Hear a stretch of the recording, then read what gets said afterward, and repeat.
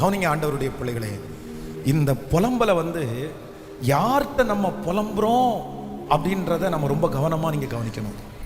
இந்த புலம்பல் எப்போ ஆனந்த களிப்பா மாறும், இந்த புலம்பலை ஆண்டவர் எப்போ மாற்றுவார் அப்படின்னு சொன்னால், நம்ம மனுஷங்களிடத்துல புலம்புனா அது ஆசீர்வாதமாக மாறாது. ஆசீர்வாதமாக மாறாது. ஒரு டைம் கேட்பாங்க, 2 டைம் கேட்பாங்க, அவ்வளோதான். 3வது டைம் நீங்கள் சொல்லும்போது ஏற்கனவே நீங்கள் சொல்லிட்டீங்கன்ற வார்த்தையை சொல்லுவாங்க. அப்போதான் சொல்லிட்டீங்களே, ஜெபம் பண்ண சொல்லிட்டீங்களே, போதும் போதும். அதனால் மனுஷன் நம்முடைய புலம்பலை கேட்குற அளவுக்கு அவங்க அவைலபிளாக இல்லை.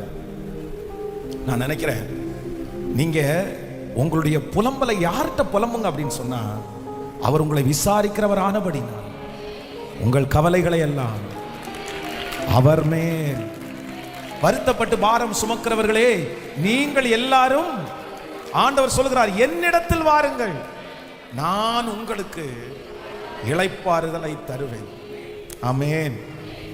ஸோ இந்த சுபாத்தாள் ஸ்ட்ரீட்டு, இந்த சிவானந்த காலனி, இது எல்லாத்துலேயும் அப்போ பேஷன் ப்ளஸ் அப்படின்னு சொல்கிற ஒரு பைக் எனக்கு ஒருத்தங்க வாங்கி கொடுத்துருக்காங்க. இந்த பேஷன் ப்ளஸ் அந்த பைக்கில் ஹெல்மெட்டை போட்டுட்டு யாருக்குமே தெரியாது.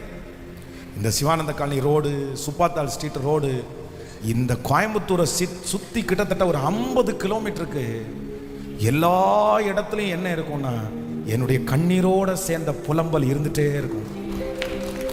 யாருக்குமே தெரியாது. அப்போ என்னுடைய ஸ்தாபனத்தினுடைய தலைவர்கள் இங்கே வரும்போது கேட்பாங்க, உங்களுக்கு ஏதாவது செய்யணுமா, உங்களுக்கு ஏதாவது வேணுமா, உங்களுக்கு ஏதாவது பண்ணணுமா? அவங்கள்ட்ட இல்லை ஒன்றும் இல்லை.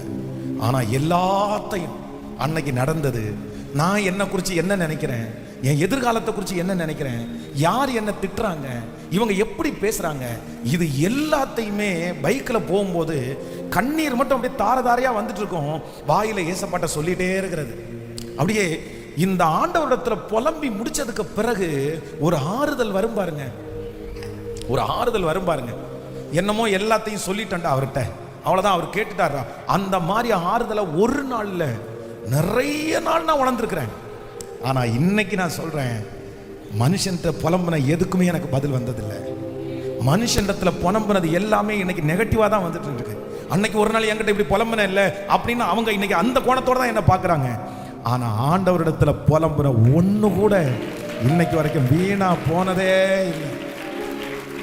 என்னென்ன சொன்னனோ, என்னென்ன புலம்புனோ அத்தனையும் கர்த்தர் இன்னைக்கு சாட்சியா